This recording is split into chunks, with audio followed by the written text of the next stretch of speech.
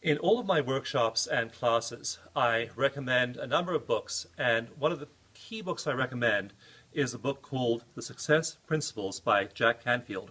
It has 64 principles, and in fact my wife Christine and I have this book in our dining room. We grab it off the shelf often and read one of them for the day.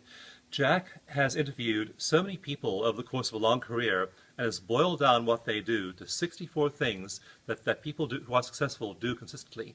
So if you want to know a roadmap to success, this is the book, The Success Principles, the new edition, 10th anniversary edition, which came out recently.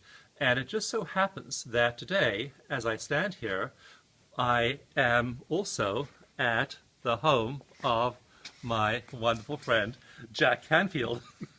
Jack, it's a blessing to have this book and have what you're sharing here, shared with so many people. Thank you. Well, I thank you for sharing it with so many people. I remember being on the call with you and listening to you recommend it to people, so I was really thrilled with it.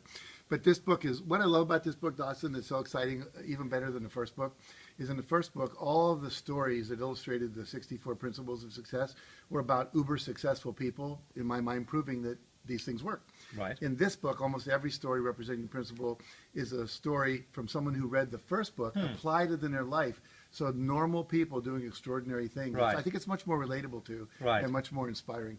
Right.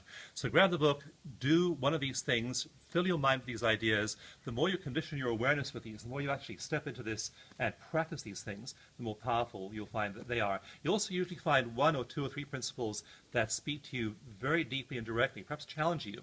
It's worth really working with those in your life, and as you apply these principles, as you find those leverage points, you will find your life changing in all kinds of extraordinary ways. So, Jack. Well, what I like to say is the principles always work if you always work the principles. So it does require work.